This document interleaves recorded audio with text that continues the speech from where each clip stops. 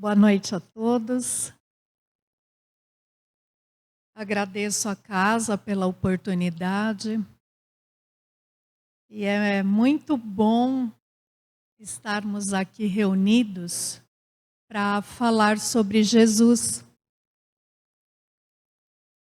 E eu convido a todos os irmãos para irem comigo para uma viagem para a Palestina, mas mais precisamente para a cidade de Cafarnaum.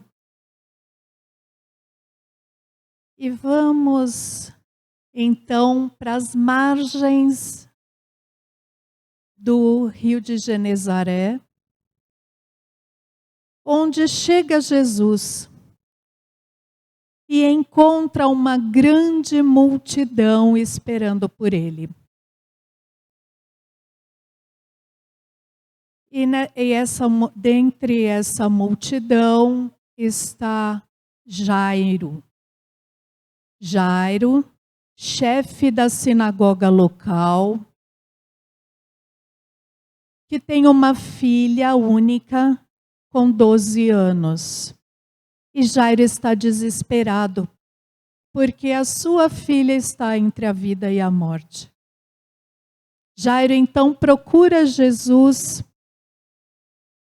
e pede-lhe que imponha suas mãos sobre sua filha, que caminhe até a casa de Jairo e que cure a menina.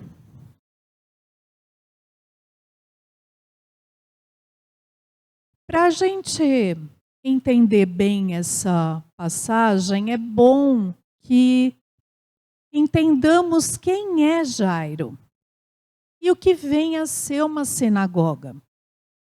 A sinagoga era o local de reunião dos judeus. E dentro da sinagoga tinham várias atividades. Eles se reuniam para se confraternizar, eles oravam e eles também estudavam as leis de Moisés. Tinham as pessoas responsáveis por cada atividade da casa e tinha aquele que era o responsável por tudo. Este era Jairo. Seria como presidente de uma entidade. Então ele era uma pessoa de vulto na sociedade, muito respeitado.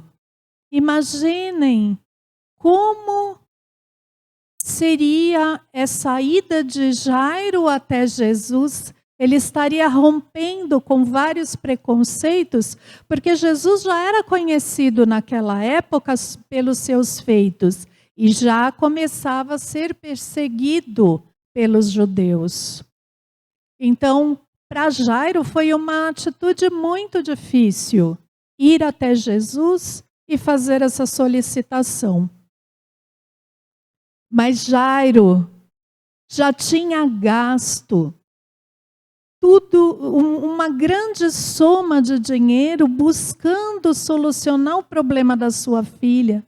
Já tinha recorrido à medicina da época, a tudo aquilo que ele tinha como opção e não conseguira resultado satisfatório. Então ele rompeu com esse preconceito e foi até Jesus solicitar a sua ajuda. E vamos seguir então na nossa viagem. Jesus então, junto com Jairo e mais aquela multidão, seguem para a casa de Jairo. E Cafarnaum era uma cidade pequena, com as ruas bem estreitas. Então imaginem aquela multidão caminhando, todos se espremiam e de uma certa forma se tocavam. E caminhando então pelas ruas de Cafarnaum, acontece um outro episódio. Uma mulher que havia 12 anos sofria com fluxo de sangue. É o que hoje nós chamamos de hemorragia. Imaginem uma pessoa com uma hemorragia durante 12 anos. Essa mulher estava com o organismo depauperado. Ela também havia recorrido a tudo que lhe dizia a respeito da medicina, de simpatias, a tudo que ela podia, tudo que ela ouvia. Ela gastara todo o seu dinheiro não conseguindo a cura.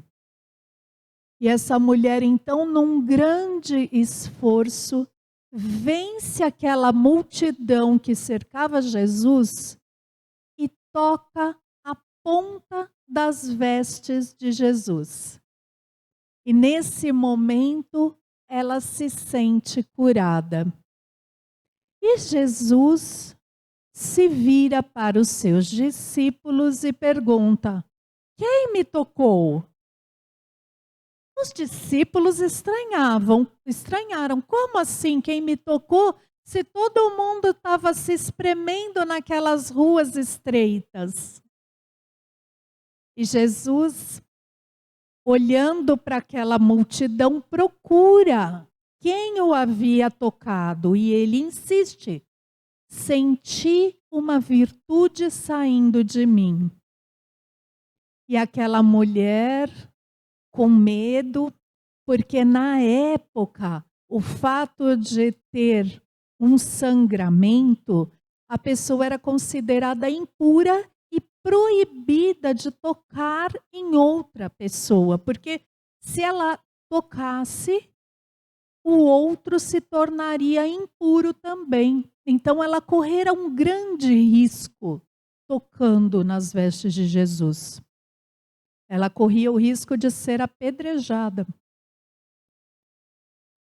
Então, com medo das sanções, ela admite ter tocado nas vestes de Jesus. E Jesus então pede que ela narre o que acontecera para todas aquelas pessoas. E ela conta então que havia tudo o que havia ocorrido com ela durante aquele tempo e que ela sentia que seu corpo havia sido curado.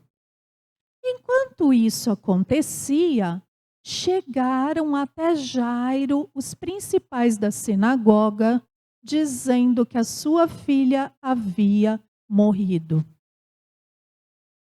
Jesus, então, escutando aquela conversa, vira-se para Jairo e diz: não temas, crê apenas. Jesus, então, naquele momento, dispensa a multidão e pede para que lhe acompanhe apenas Pedro, Tiago e João. E eles seguem então para a casa de Jairo. Chegando lá, Jesus encontra um alvoroço. A cultura da época usava um choro gritado, excessivo, para mostrar a importância e a dor que estava causando a morte daquela pessoa. E também se usava na época contratar mulheres que eram chamadas as carpideiras, que eram responsáveis por tornar aquele ambiente em mais comoção ainda. Elas eram contratadas para chorar.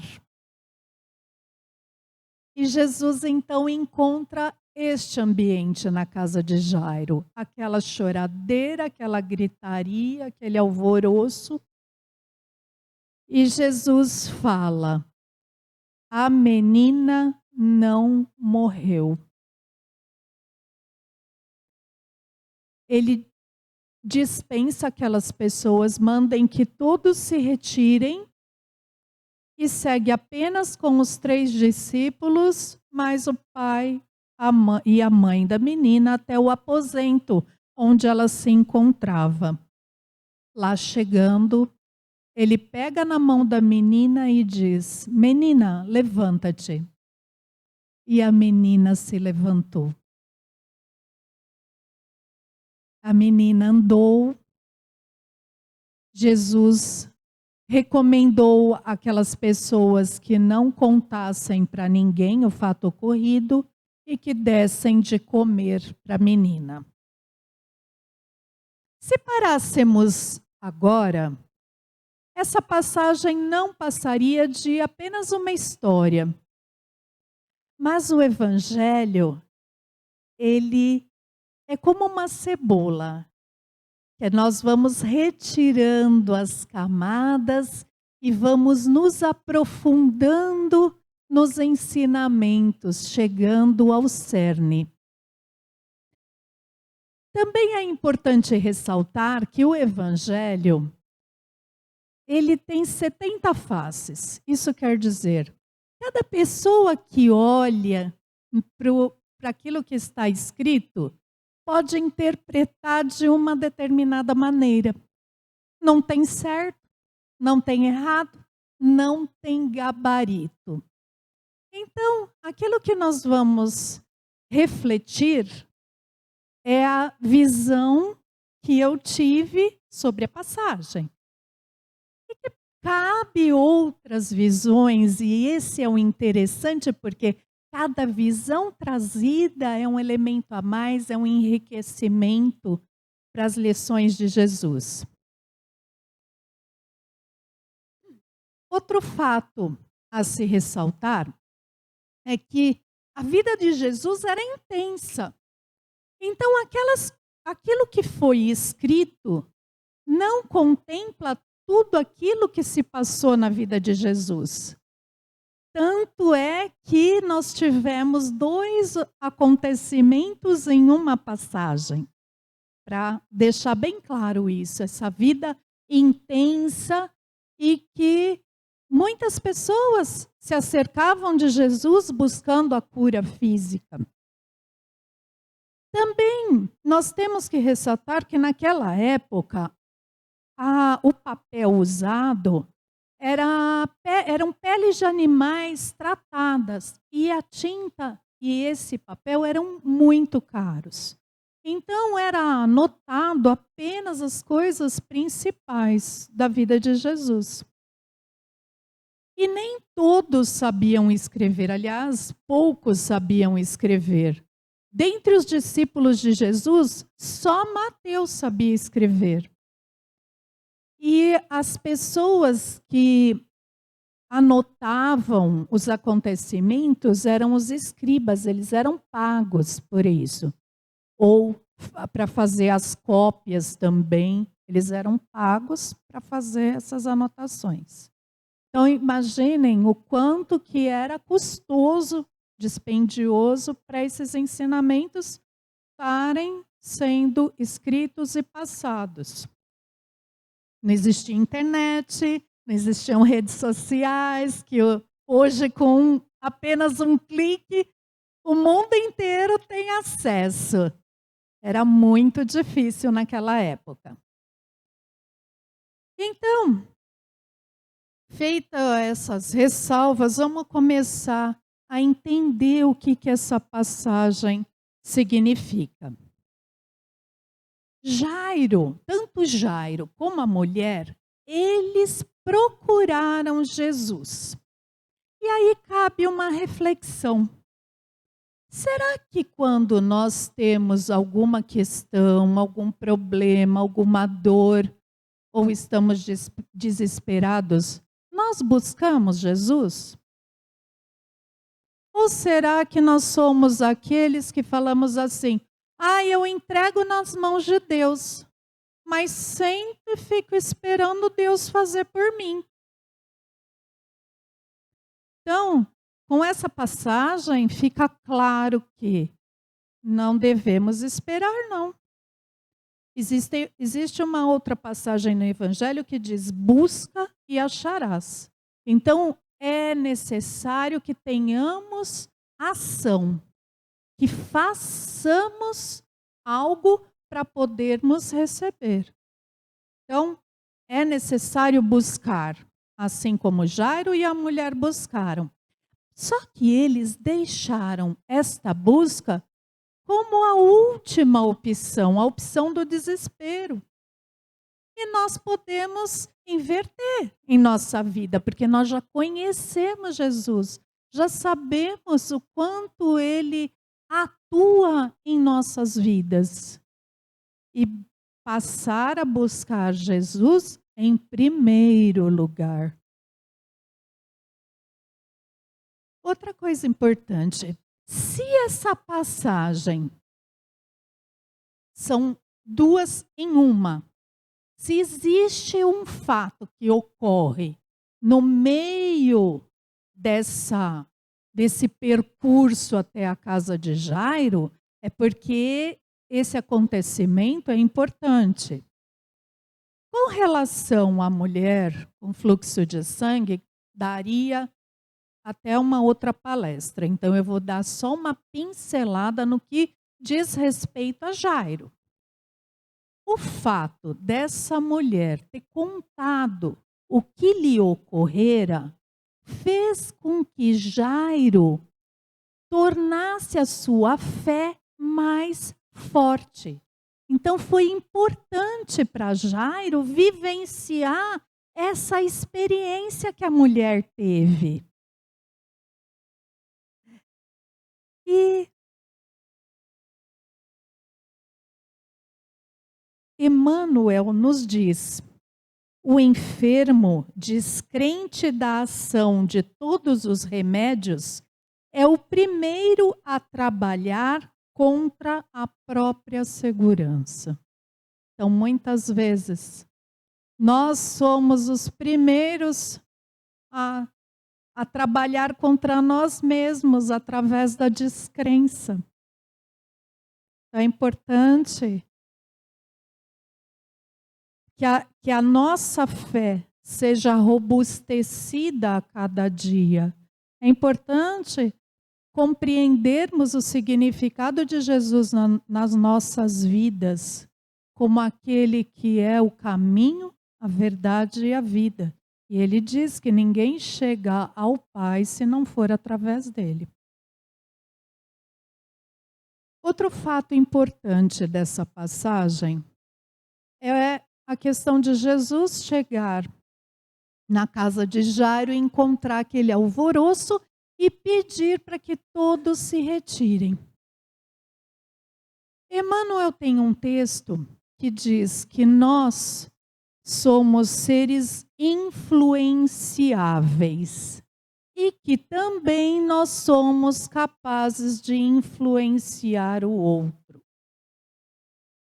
Nós, no nosso dia a dia, temos contato com as redes sociais, temos contato com televisão, com rádio, com várias mídias. Se nós sentarmos na frente da televisão durante meia hora, quantas propagandas não chegam até nós?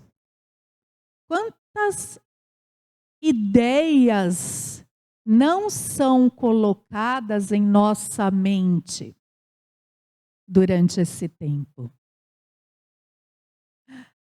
Ao estarmos em contato com as outras pessoas, quantas vezes as pessoas não nos dão conselhos, opiniões?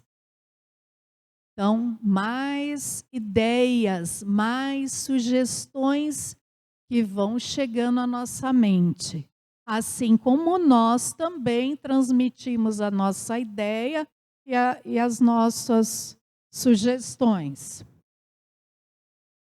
E além disso, falando nas coisas que nós vemos, só que tem também aquelas que nós não vemos, que são as influências do plano espiritual. Que nós sabemos que os espíritos se comunicam conosco através do pensamento.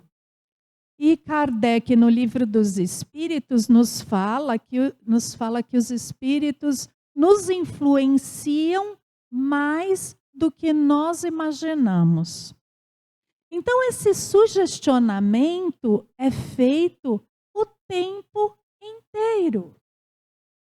Nossa mente está sempre em alvoroço, assim como estava a casa de Jairo. Nos evangelhos existem alguns termos que são simbólicos. E quando no evangelho fala em casa, também Jesus está querendo dizer a casa mental. Se a casa de Jairo estava um alvoroço, isto é, recebendo sugestões e influências, e Jesus pediu para todos saírem, isso quer dizer o quê? Que Jesus fez uma limpeza na casa de Jairo. Uma limpeza também, simbolicamente falando, dos pensamentos. E isso nos leva a refletir sobre a higiene mental. Assim como nós limpamos a nossa casa, varremos, lavamos, tiramos o pó dos móveis, é necessário fazermos a limpeza da nossa mente. Mas primeiro vamos pensar, refletir, por que nós temos esse lixo mental? Quando nós fazemos um churrasco, nós colocamos o carvão na churrasqueira, acendemos o fogo e chegando no final do churrasco, existe aquela cinza que ficou, que seria um lixo.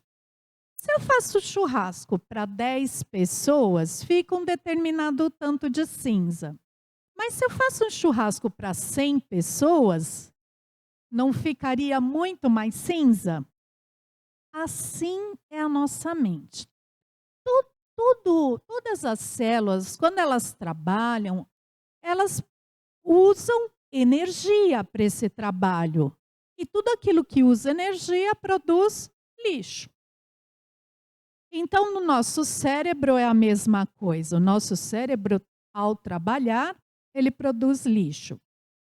Mas existe uma estrutura dentro da mente que é responsável por essa limpeza. Mas essa limpeza ocorre se nós não produzimos lixo em excesso, como fazendo um churrasco para 100 pessoas. Então, se esse lixo é um lixo numa quantidade razoável, é feita a limpeza, e às vezes até existem momentos que nós nos tornamos mais esquecidos, mais desligados. Isso por quê? Porque o nosso cérebro está produzindo muito lixo mental e essa estrutura não está dando conta de fazer a limpeza. Então, existe um mecanismo para poupar o nosso cérebro. Ficamos um tempo esquecidos. E aí nós vamos no médico, eles falam, você está estressado. Bem, só que existem pessoas que mesmo estando nesse processo, elas continuam produzindo lixo mental. E como que nós produzimos esse lixo mental? Através do que chamamos de preocupação. Então, vamos fazer uma reflexão. Uma coisa é a ocupação. Então, eu me ocupo e sou produtivo. Enquanto eu me ocupo, minhas células não produzem lixo. Mas quando eu me preocupo, aí sim. Por quê? Porque quando eu me preocupo, eu fico só maquinando e não faço nada. Então, se eu estou me preocupando, vamos dar um exemplo, com questões ambientais, só preocupar não resolve. Vou produzir lixo mental. Então, Se eu me preocupo e penso, bom, eu vou participar de uma ONG, fazer alguma coisa para melhorar as questões ambientais, aí eu não produzo lixo mental, porque eu estou me ocupando. Se eu estudo, eu estou me ocupando, embora eu utilize bastante a minha mente, eu não tenho lixo mental. Mas se eu estou cuidando da vida da vizinha, eu estou me preocupando, não tendo atitude, e meus neurônios estão produzindo lixo mental. Se eu só critico a situação do país e não faço nada para melhorar, eu estou me preocupando. E quando eu tenho sentimentos negativos, isto também produz imenso lixo mental. E quando esse lixo mental é excessivo, provoca a morte dos neurônios. É o que nós chamamos de Alzheimer. Então, muitas pessoas chegam a ter problema de Alzheimer, problema de memória, por quê? Porque se preocuparam muito e não deixaram de se ocupar. E outro simbolismo importante ligado a isso, quando Jesus entra no aposento onde está a menina e segura na mão da menina. A mão é um simbolismo para trabalho. Trabalho. Nós temos tipos de trabalho. Nós temos o trabalho do pão nosso de cada dia, trabalho subsistência, o trabalho que nos remunera e que é importante, porque é através desse trabalho que nós vamos garantir a manutenção do nosso corpo físico. Sem o corpo físico, não podemos ter as experiências deste mundo material. E sem as experiências do mundo imaterial, nós não aprendemos e não crescemos espiritualmente. É importante. Temos o trabalho caridade, trabalho em favor do outro. E esse é mais importante ainda. É o trabalho que eu posso fazer através da doação de mim mesmo. Eu não preciso ter dinheiro para o trabalho em favor do outro. Eu posso assumir tarefas na casa espírita ou em qualquer outra entidade. O importante é beneficiar o outro. E além disso, nós temos um outro trabalho que é extremamente importante e que muitos de nós não prestamos atenção, que é o trabalho dentro de nós mesmos. O trabalho mudança, o trabalho transformação, o trabalho onde eu vou verificar quais são os meus vícios, quais são as minhas virtudes, quais são os meus defeitos, o que eu tenho que fazer para mudar e melhorar. E isso é muito bem retratado no Livro dos Espíritos, na questão 919, onde Santo Agostinho nos fala: é necessário que diariamente façamos um levantamento das coisas que fizemos no nosso dia. Se fizemos coisas boas ou se cometemos equívocos. E quando cometemos equívocos, procurar resolvê-los. Se magoamos pessoas, procurar as pessoas no dia seguinte, pedir desculpas ou procurar outra forma de sanar aquilo que nós fizemos.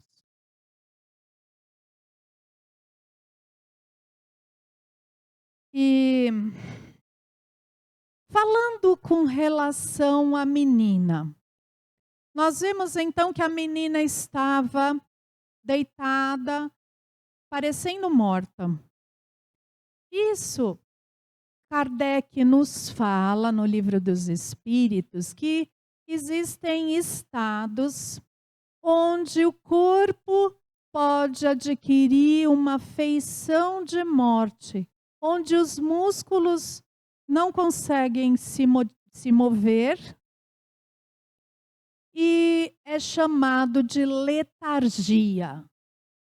Então, antigamente, quando acontecia isso, e é algo que acontece sem explicação no campo científico, as pessoas eram tidas como mortas, porque não tinham recursos como hoje, de equipamentos, e muitos casos nós ficamos sabendo que as pessoas chegavam a ser enterradas vivas.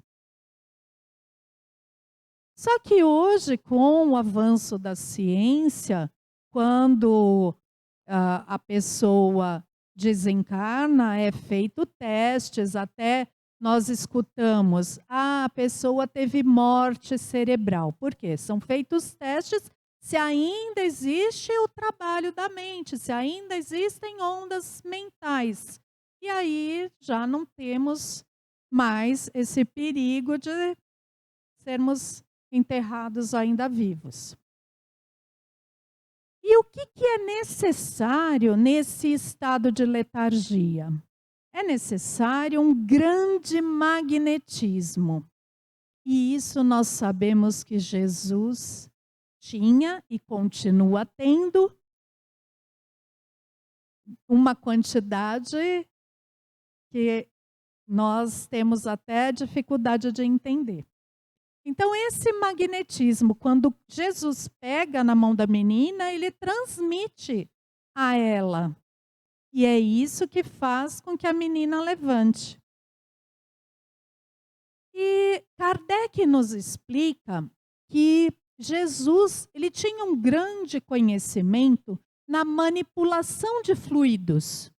Por isso que ele fez tantos milagres.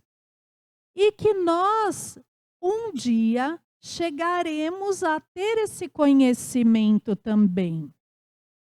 E que, se essa menina realmente tivesse morrido, desencarnado, nem Jesus seria capaz de curá-la. Tanto que, quando Lázaro foi ressuscitado, ele também tinha passado pela mesma questão da menina, da letargia. Só que chegou uma hora depois desse ocorrido que Lázaro realmente morreu e Jesus não pôde fazer nada a respeito. Então, as pessoas que foram ressuscitadas, posteriormente, elas morreram. E o que Kardec nos fala? Que existem fios de ligação entre o corpo físico e o espírito. Se esses fios estão rompidos, Jesus não conseguiria ter feito com que essa menina voltasse à vida. Então, nesse caso, a letargia, ela imobiliza os músculos, mas ela não rompe os fios de ligação entre corpo físico e espírito. Por isso, Jesus realizou esse milagre. E outro ponto também simbólico dessa passagem é quando Jesus pede que deem de comer a menina. E comer é simbolismo para o amor. É necessário, foi necessário, continua sendo necessário que doemos amor. Jesus, além do seu magnetismo, naquele momento ele doou o amor àquela menina também. Mas, além disso, os pais precisavam doar amor. E nós precisamos doar amor nos nossos relacionamentos. Existem pesquisas científicas onde, estudando bebês que foram, a qual foi negado amor nos seus primeiros meses, eles não resistiram, eles desencarnaram. Então, o amor é muito importante nas nossas relações e muitas vezes nós ficamos muito preocupados conosco, muito preocupados com o que estão pensando da gente, com o que nós estamos postando nas redes sociais, com o número de curtidas que nós temos nas nossas postagens. Muitas vezes nos reunimos em família e as pessoas ficam no celular. Então, nós estamos nos tornando muito individualistas, o que é preocupante, porque nós sabemos que nós estamos numa era de grandes mudanças, uma era onde se fala e se vive a transformação, a época que a Terra está se transformando, saindo do mundo de provas e expiações e passando para o mundo de regeneração. E o que isso significa? Significa que nós temos que começar a prestar atenção nas lições de Jesus, prestar atenção e comparar aquilo que Jesus está falando e aquele que é o meu comportamento, para que possamos nos esforçar para mudar. Porque se não mudarmos, não mereceremos mais continuar nesse planeta. E isso é retratado no livro A Caminho da Luz, quando Emmanuel fala de quando a Terra passou de mundo primitivo para mundo de provas e expiações. Quem não leu esse livro, eu recomendo, muito interessante, para que possamos compreender o momento que estamos passando. E o que é colocado de importante para esse momento? É necessário abandonarmos o individualismo e o egoísmo.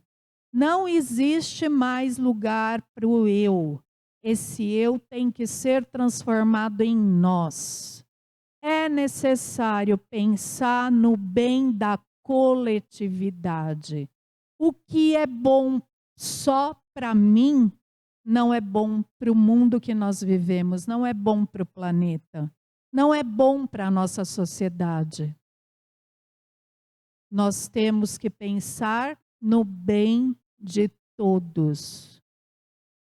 E, para encerrar, quando Jesus fala, menina, levanta-te, Jesus está nos chamando ao despertamento, para que nós também acordemos. Então, todas essas recomendações está ligado ao vamos acordar, vamos despertar, é hora, não dá mais para postergar, é necessário mudar, é necessário evoluir, é necessário pensarmos na coletividade, abandonarmos o nosso egoísmo. Que Jesus, então, possa nos inspirar a cada dia, possa abrir a nossa mente e a nossa compreensão, para que possamos realmente despertar. Que assim seja.